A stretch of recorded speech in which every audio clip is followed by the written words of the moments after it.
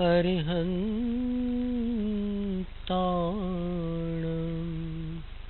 नमो सिद्धाणं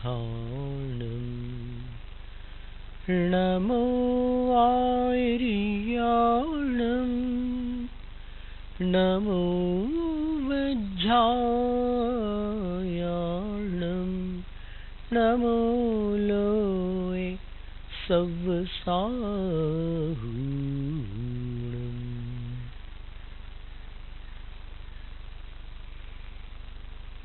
कल्याणमन्दिरमुदारमवद्यभेदि भीताभयप्रदमनिन्दितमङ्घ्रिपद्मं संसारसागरनिमज्जदशेषु जन्तु पूतायमानमभिनम्य जिनेश्वरस्य यस्य स्वयं सुरगुरुर्गरिमाम्बुराशिः स्तोत्रं सुविस्तृतमतिर्न विभुर्विधातुं तीर्थेश्वरस्य कमठस्मयधूमकेतुस्तस्याहमेष किल संस्तवनं करिष्ये। 19वां काव्य है।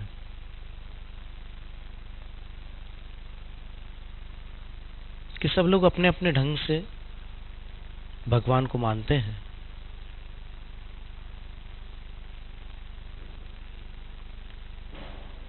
जिन शासन में भगवान का जो वैभव बताया है उसका अब यहाँ पर चित्रण है। धर्मोपदेश समये सविधानुभावा दास्ताञ्जनो भवति ते तरुरप्यशोकः अभ्युद्गते दिनपतौ समहीरुहोऽपि किं वा विबोधमुपयाति न जीवलोकः।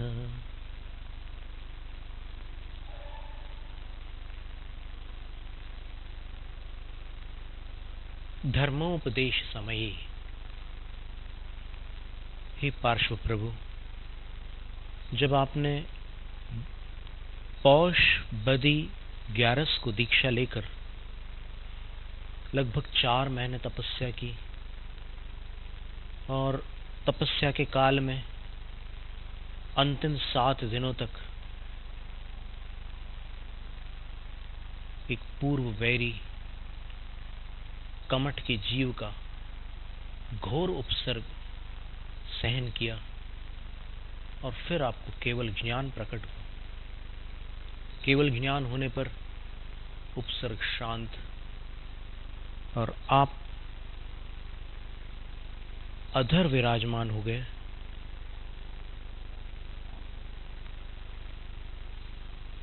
और इंद्र आदि के आसन कंपायमान हुए। इंद्र ने प्रतीन्द्र कुबेर को आदेश दिया कि भगवान की भव्य धर्म सभा रची जाए, क्योंकि भगवान ने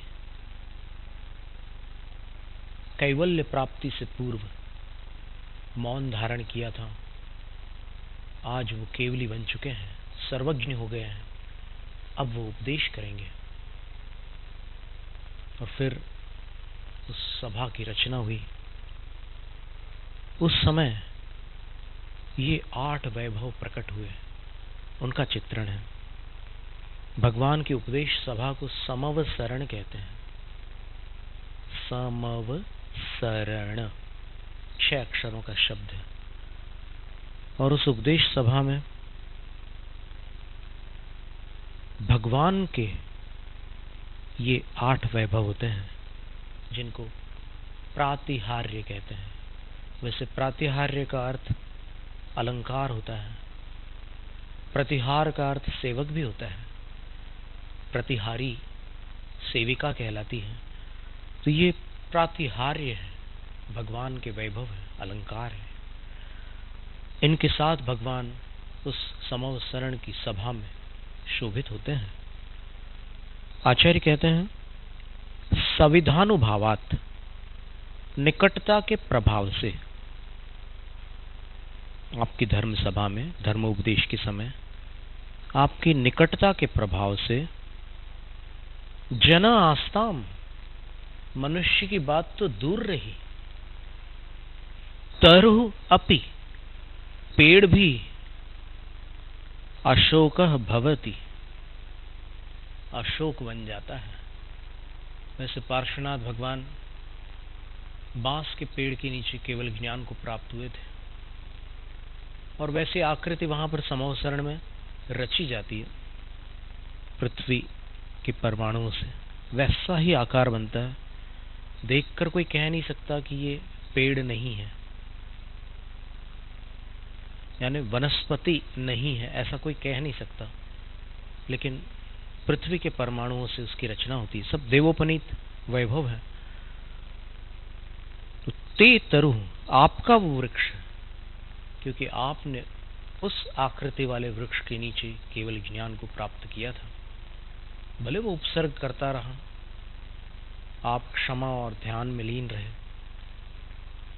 फिर उपसर्ग निवारण के लिए भी आपके भक्त आ पहुंचे, धरणेन्द्र और पद्मावती, और उन्होंने अपने ढंग से अपनी सेवा की और उपसर्ग निवारण में जो कुछ सहयोग बन सका वो दिया। पर आपका वो वृक्ष समवसरण में अशोक वृक्ष कहलाता है। सभी तीर्थंकरों की यही स्थिति है। आदिश्वर प्रभु वृषभदेव भगवान ने वट वृक्ष के नीचे केवल ज्ञान प्राप्त किया था। महावीर प्रभु ने शाल वृक्ष के नीचे केवल ज्ञान प्राप्त किया था। तो इन सब वृक्षों के नाम समवसरण में जाकर के अशोक वृक्ष ही हो जाते हैं। ये सारे वृक्ष अशोक वृक्ष कहलाते हैं। तो हे भगवान, आपकी निकटता के प्रभाव से मनुष्य की तो बात दूर रही, वो पेड़ भी अशोक बन जाता है।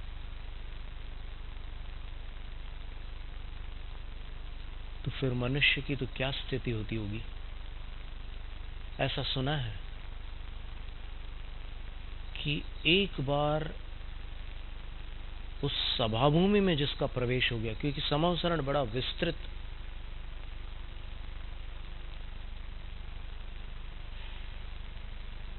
एक आकार है,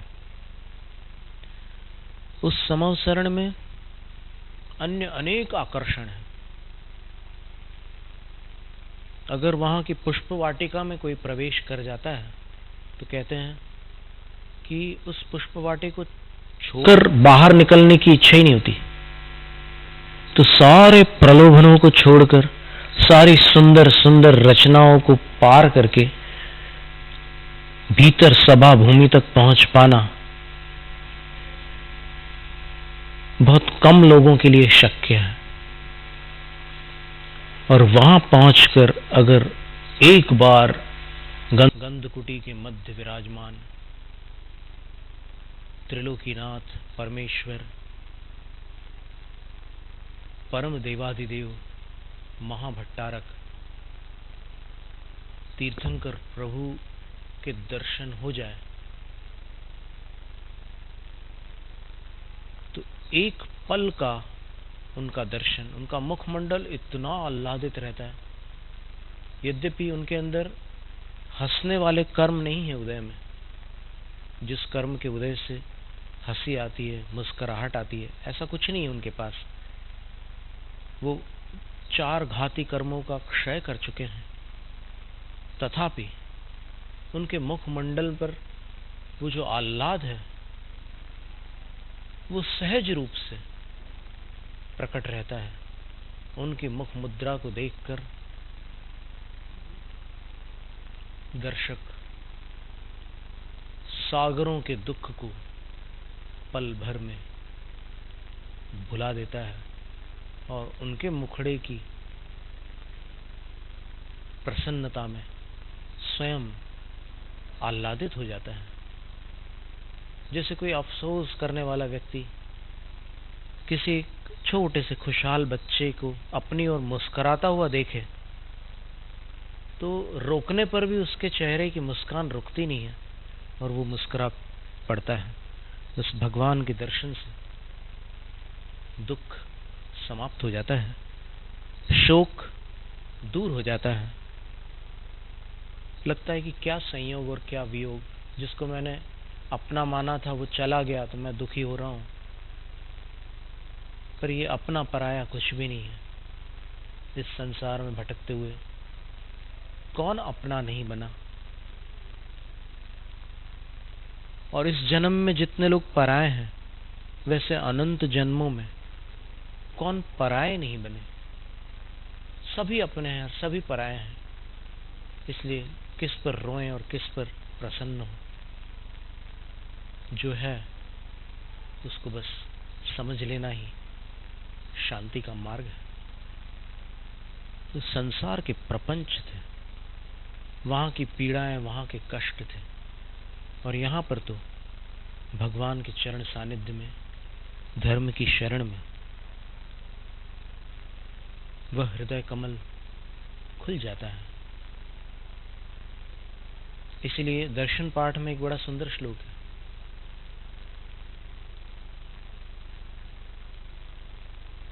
दर्शनम जिन सूर्यस्य संसार ध्वांत नाशनम, बोधनम चित्त पद्मस्य समस्तार्थ प्रकाशनम। जिनेंद्र भगवान रूपी सूर्य का दर्शन संसार ध्वांत नाशनम, संसार के अंधकार को नष्ट करने वाला है।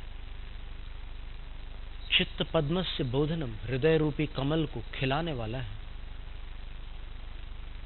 और समस्तार्थ प्रकाशनम, सब पदार्थों को प्रकाशित करने वाला है। भगवान के दर्शन से, जिन दर्शन से,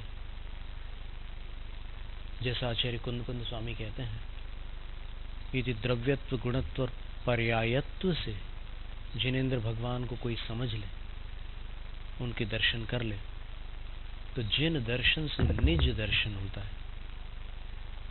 ये समझ में आता है कि वो परमात्मा है, मैं आत्मा हूं, और दोनों में कहाँ समानता है, वो बात स्पष्ट हो जाती है। और ज्यों ही निज दर्शन होता है तो भ्रम समाप्त हो जाता है। भ्रम समाप्त हुआ तो सम्यक दर्शन हो गया, और सम्यक दर्शन होने पर ज्ञान उसी क्षण सम्यक हो जाता है। और सम्यक दर्शन सम्यक ज्ञान का कारण बना। सम्यक ज्ञान देर सवेर उसको आचरण में लगा देता है। ऐसा नहीं है कि सम्यक दर्शन होते ही साथ सम्यक ज्ञान, सम्यक चारित्र तीनों एक साथ होते हों। सम्यक दर्शन, सम्यक ज्ञान तो रहेंगे ही साथ में, लेकिन सम्यक चारित्र भजनीय है। आचार्य भट्टाकलंक देव ने तत्वार्थ वार्तिक ग्रंथ में 3 अध्याय के एक सूत्र की व्याख्या करते हुए, सूत्र है भरतैरावत विदेहाः कर्म भूमयो न्यत्र देव कुरुत्तर कुरुभ्यः। इसकी व्याख्या में लिखा है कि कर्म भूमि किसे कहते हैं, और उन्होंने ये स्पष्ट किया है कि सम्यक दर्शन, सम्यक ज्ञान और सम्यक चारित्र, इनको 3 रत्न माना जाता है। इन 3 रत्नों में से जो तीसरा रत्न है वो सिर्फ कर्म भूमि में जन्म लेने वालों को नसीब होता है। संसार में कहीं भी सम्यक चारित्र नहीं पाया।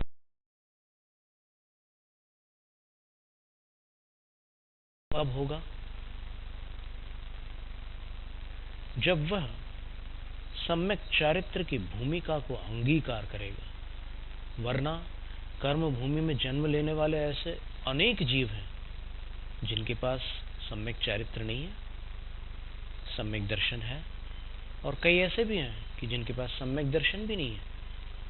तो ऐसी स्थितियां बनती हैं। इसलिए ये आग्रह नहीं रखना कि जहां जहां सम्यक दर्शन है वहां वहां रत्नत्रय है। वरना आचार्य अकलंक देव के खिलाफ चले जाएंगे अपन, और उनके खिलाफ जाने का मतलब तो ये हो गया कि या फिर अपन सही है वो गलत है, या फिर अपन सही मार्ग को छोड़कर गलत मार्ग को पसंद कर रहे हैं। तो आस्था में कभी ऋषि मुनियों की बात को ठुकराने का भाव नहीं लाना। और कौन से ऋषि मुनियों की बात हो रही है यहाँ पर? जो भगवत देशना पर अक्षरशः श्रद्धा रखने वाले हैं, जो अपने विचारों से श्रुत परंपरा में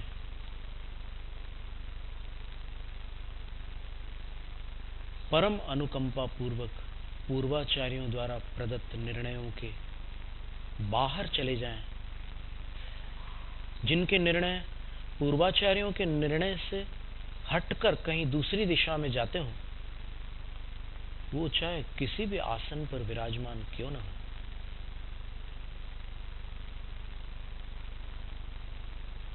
उनका मार्ग, उनका शासन जिन शासन नहीं है, निज शासन है। और निज शासन से आज तक किसी का कल्याण नहीं हुआ। जिन शासन की शरण ही कल्याणकारिणी है। जैनम जयतु शासनम, जैनम जयतु शासनम, जैनम जयतु